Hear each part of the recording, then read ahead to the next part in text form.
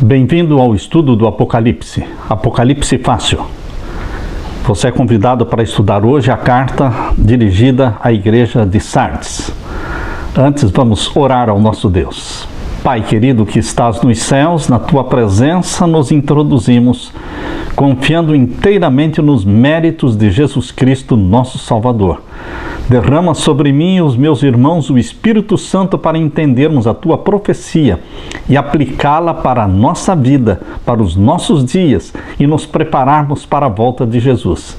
É em nome de Jesus que pedimos e agradecemos. Amém. Convido você para abrir a Bíblia em Apocalipse capítulo 3. Capítulo 3 começa com a quinta carta escrita por Jesus, e esta carta está sendo dirigida à igreja de Sardes. Apocalipse capítulo 3 e o verso 1 em diante. E ao anjo da igreja que está em Sardo, escreve: isto diz o que tem os 7 Espíritos de Deus e as 7 estrelas. Eu sei as tuas obras e que tens nome de que vives e estás morto.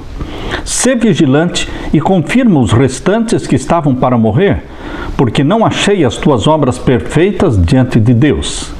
Lembra-te, pois, do que tens recebido e ouvido, e guarda-o e arrepende-te. E se não, vigiares, virei sobre ti como um ladrão, e não saberás a que hora sobre ti virei. Mas também tens em Sardes algumas pessoas que não contaminaram seus vestidos, e comigo andarão de branco, porquanto são dignas disso. O que vencer será vestido de vestes brancas, e de maneira nenhuma riscarei o seu nome do livro da vida, e confessarei o seu nome diante do meu Pai e diante dos seus anjos. Quem tem ouvidos, ouça o que o Espírito diz às igrejas. A cidade de Sardes localiza-se cerca de 80 quilômetros ao oriente de Esmirna. É importante notar que a primeira moeda a ser cunhada na Ásia Menor foi em Sardes, no tempo de Creso. Em Sardes nasceu o dinheiro moderno. Em 1402 foi completamente destruída por Tamerlão e jamais foi reedificada. Hoje Sardes é um campo ermo de espinhos, flores silvestres e ruínas imponentes. Sardes tem o significado de cântico de alegria. Um nome bonito, um significado muito lindo, cântico de alegria. A igreja de Sardes representa a história do cristianismo no período que vai de 1517 a 1798. Geralmente, o ano de 1517 é considerado o início da Reforma Protestante. Mas ao analisarmos, percebemos que a Reforma Protestante começou muito tempo antes.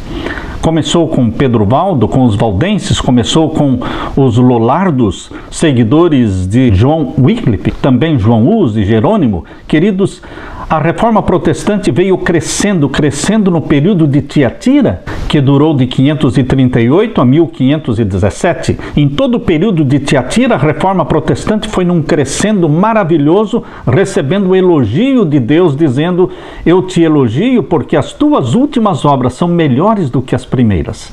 Um crescimento na fé. E então a Reforma culminou com Martinho Lutero, no dia 31 de outubro de 1517, quando ele realmente pregou as 95 teses protestando contra os erros da Igreja de Roma. E ele pregou essas 95 teses nas portas da Igreja de Wittenberg, na Alemanha. Portanto, queridos, o auge da Reforma foi Martinho Lutero. Porém, depois de Martinho Lutero, a Reforma Protestante começou a declinar. Aplicando esta mensagem de Sardes para a igreja da Reforma Protestante após Lutero, ela se ajusta de modo perfeito. Os que lideraram a reforma eram homens de vigorosa dedicação, consagração, mas seus seguidores, supondo que todas as batalhas já tinham sido conquistadas, eles se acomodaram numa religião organizada. Grandes movimentos iniciados por homens como Martinho Lutero e João Knox tornaram-se simplesmente religiões do Estado, sustentadas pelo governo, autossuficientes e satisfeitas consigo mesmas.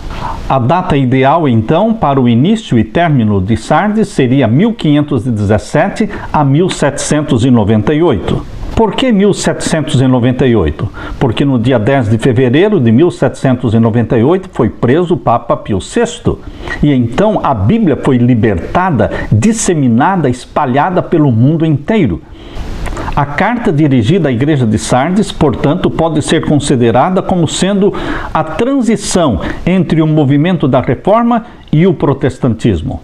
O período da Reforma, que cresceu maravilhosamente no período de Tiatira, com os Lollardos, com os Valdenses, com Wycliffe, com a Igreja dos Irmãos na Boêmia e Morávia, com João Hus, com Jerônimo, culminou com Lutero. Porém, em 1530, com a formação do primeiro credo protestante, a Confissão de Augsburgo.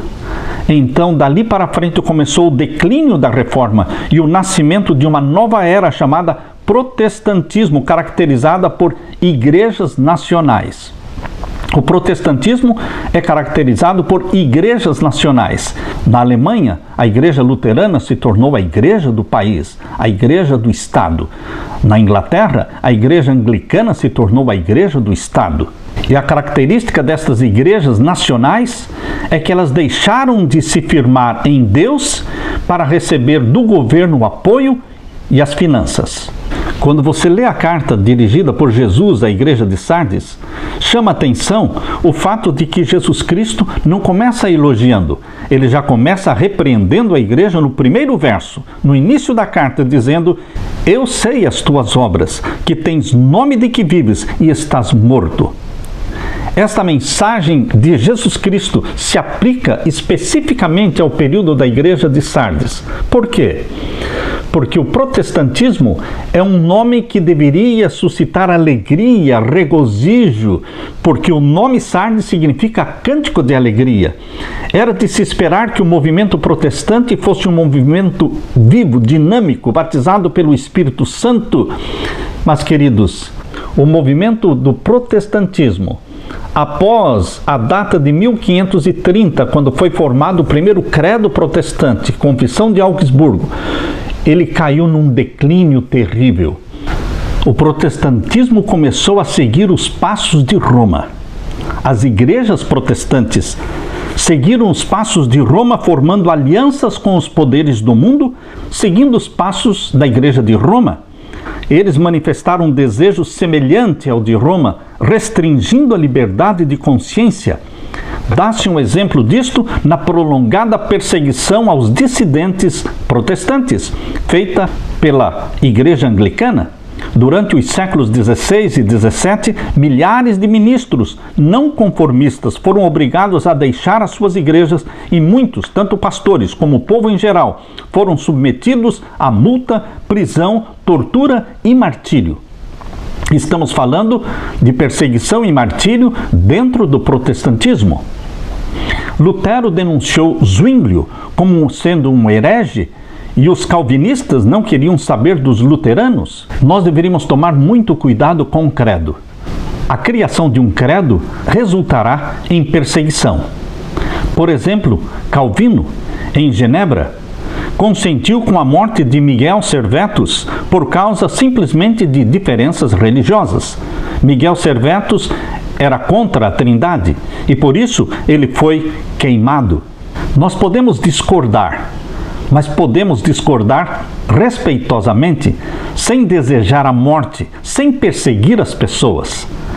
Na Inglaterra, os protestantes anglicanos empreenderam a mais cruel guerra não somente contra os católicos, mas também contra os próprios protestantes que se recusavam a se conformar com a igreja anglicana estabelecida. O estudo da história da Reforma mostra que o protestantismo, a partir do ano de 1530, introduziu um outro período de apostasia, uma outra forma de apostasia. Em menos de 100 anos, o luteranismo, com o qual a Reforma alcançara o seu clímax, cristalizou-se num formalístico e dogmático movimento protestante. O historiador Dominier considera que o fim da verdadeira Reforma foi o decisivo período de 1530 e 1531 e que a partir dessa data começou então um outro capítulo chamado A História do Protestantismo. As duas primeiras nações que se levantaram contra o papado foram a Alemanha e a Inglaterra. Porém, a Alemanha e a Inglaterra começaram a perseguir os próprios membros da sua igreja. O período de Sardes está recheado de perseguições e de mortes. O que a Inquisição Romana fez contra os cristãos no período de Tiatira, as igrejas protestantes nacionais fizeram contra os grupos protestantes minoritários no período de Sardes. O mesmo espírito satânico que moveu o papado contra os valdenses, contra os lollardos e contra a igreja dos irmãos na Boêmia e Morávia, moveu também o espírito das igrejas luteranas e anglicanas, igrejas nacionais, contra os seus irmãos no período de Sardes. Os Quakers, na Inglaterra, foram presos às centenas, apedrejados, surrados, chicoteados, afogados. Em 1661, os Quakers fizeram um pedido através do seu líder, George Fox. Nesse pedido, eles estavam suplicando tolerância para com a religião deles. Porém, esse pedido foi rejeitado e, ao contrário do que esperavam, um decreto foi feito no dia 24 de março de 1661 contra os Quakers. George Fox, em uma carta dirigida ao rei, disse: 3.068 irmãos nossos estão presos e as nossas reuniões de culto estão sendo interrompidas por homens armados que jogam os Quakers na água e os afogam. Nos Estados Unidos, a experiência dos Quakers não foi menos sofrida. Muitos deles foram somente açoitados publicamente como criminosos, mas alguns deles foram marcados com ferro quente e outros tiveram as orelhas cortadas. Nós estamos falando da perseguição dos protestantes contra os protestantes. Queridos, o rei Henrique VIII, fundador da Igreja Anglicana na Inglaterra, adotou as mais rigorosas leis para impor as doutrinas da Igreja. Foi rejeitada a supremacia do Papa, mas foi instituída a supremacia do rei da Inglaterra. O rei reformador perseguiu tanto católicos como protestantes. Centenas de milhares de cristãos foram vítimas da intolerância religiosa que persistiu por muito tempo na Inglaterra. Uma dessas vítimas é bem conhecida pelo nome de John Bunyan, pregador inglês que viveu de 1628 a 1688. Permaneceu preso por 12 anos na cadeia de Bedford, período em que escreveu ali o livro O Peregrino e mais de 50 outros livros. Num nauseabundo calabouço, repleto de devassos traidores, John Bunyan respirava a própria atmosfera do céu. Na Escócia, a Igreja Episcopal fez uma sucessão de mártires presbiterianos. Você já ouviu falar do navio Mayflower? Quando em 1620 eles vieram da Europa para os Estados Unidos, o Mayflower tinha 102 peregrinos. Um grupo de cristãos reavivados fugiram da Inglaterra primeiramente para a Holanda e depois para a Nova Inglaterra, Estados Unidos. Desembarcaram nas praias da América no ano de 1620 em busca de um país onde pudessem adorar a Deus, um país que não tivesse papa e um país que não tivesse rei. O navio Mayflower trouxe primeiro um grupo de 102 peregrinos até as praias de Cape Cod.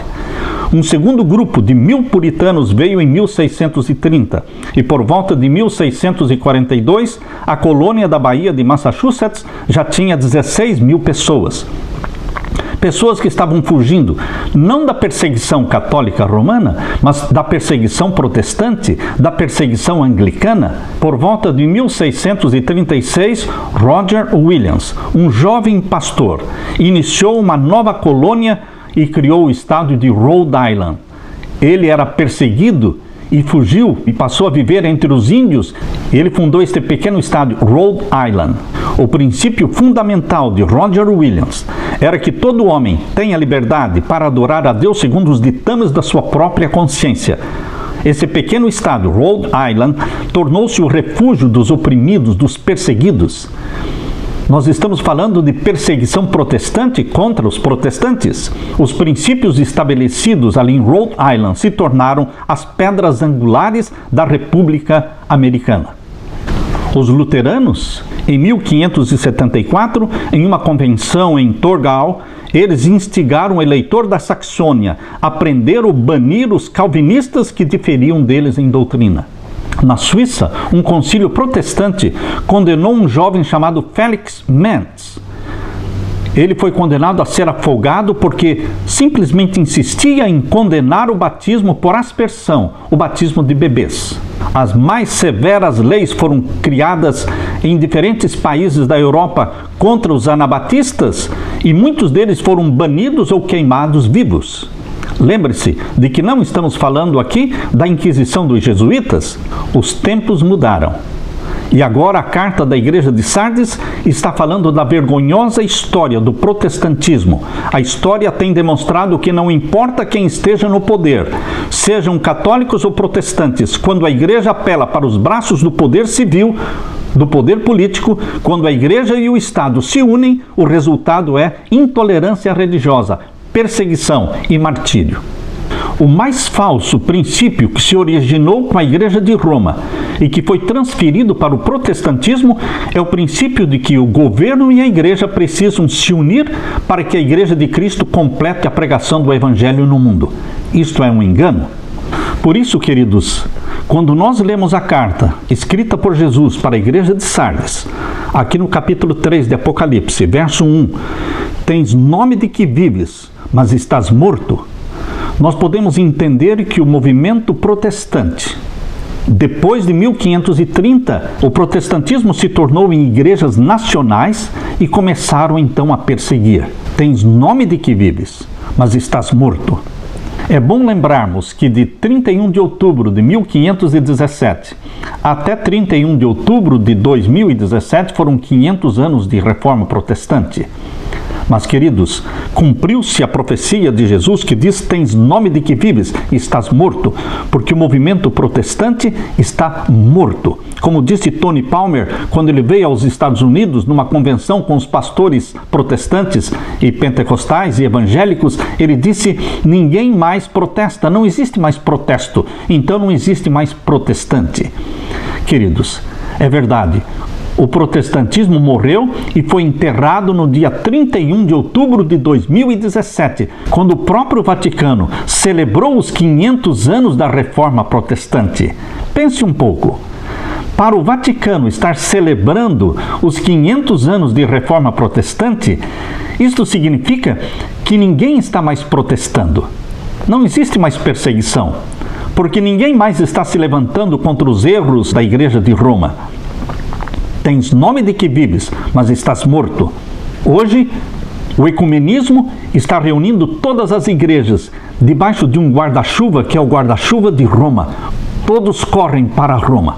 O ecumenismo é uma estrada de mão única que leva todos para Roma. E é exatamente isso que a profecia de Apocalipse 13 menciona. Abra sua Bíblia na profecia de Apocalipse 13. Aqui nós vemos, no capítulo 13, dois poderes se unindo.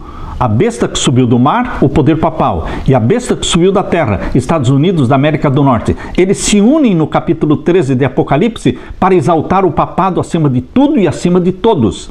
No capítulo 13, verso 12 diz: e exerce todo o poder da primeira besta na sua presença e faz que a terra e os que nela habitam adorem a primeira besta. Ou seja, os Estados Unidos da América do Norte vai usar o seu poder, a sua influência, seu exército para fazer com que a terra toda se curve e adore a primeira besta, o poder papal, cuja chaga mortal foi curada.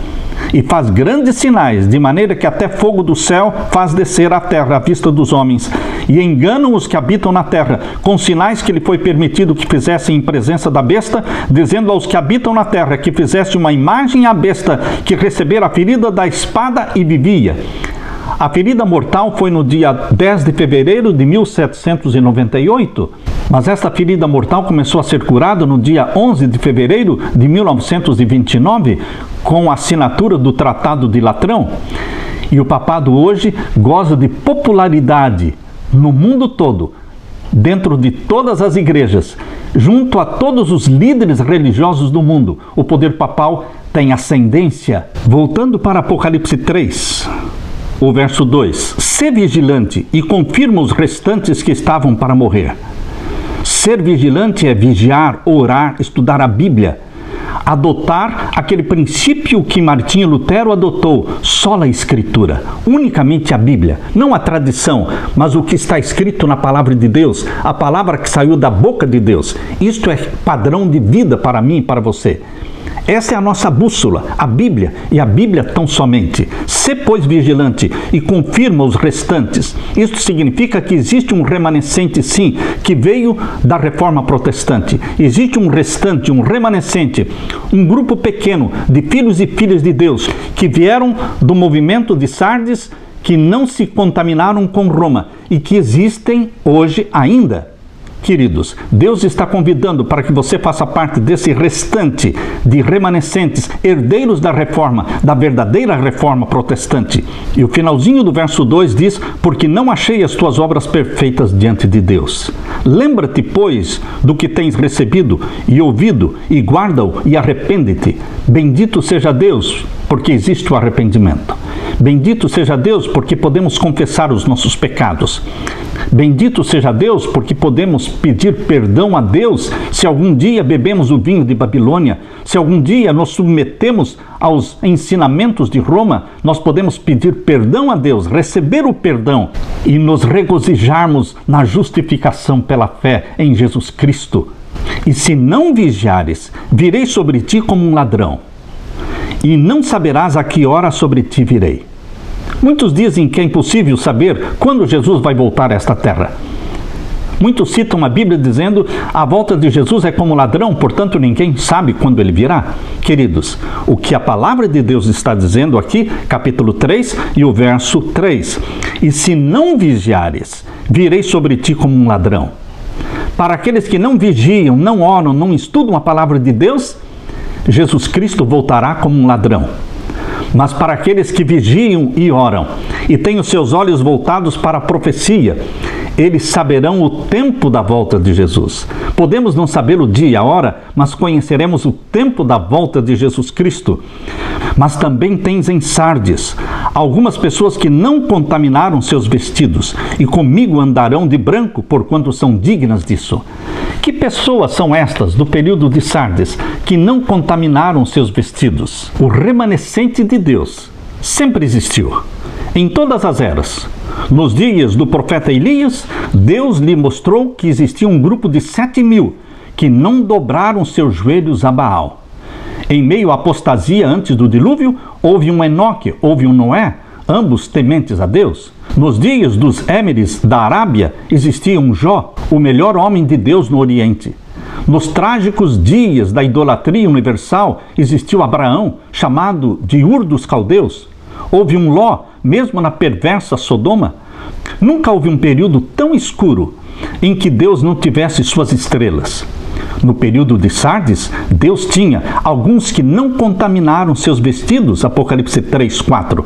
Quem são eles? Os reformadores Martinho Lutero, Ulrich Zwinglio, John Calvino, o puritano John Bunyan, os pietistas Philip Spener, Augusto Hermann Frank, o conde Zinzendorf e os metodistas John Wesley, Charles Wesley, George Whitefield, homens tementes a Deus, que são chamados de remanescentes do povo de Deus no período de Sardes. Vamos ler agora capítulo 3 de Apocalipse, verso 5. O que vencer será vestido de vestes brancas, e de maneira nenhuma riscarei o seu nome do livro da vida. Queridos, vestes brancas. Isto me lembra a justiça de Cristo. Convido você para ler Apocalipse 19. Abra sua Bíblia em Apocalipse 19 e o verso 7 e 8. Regozijemo-nos e alegremo-nos e demos-lhe glória, porque vindas são as bodas do Cordeiro, e já sua esposa se aprontou. Jesus é o noivo, você e eu somos a noiva, somos a igreja de Cristo.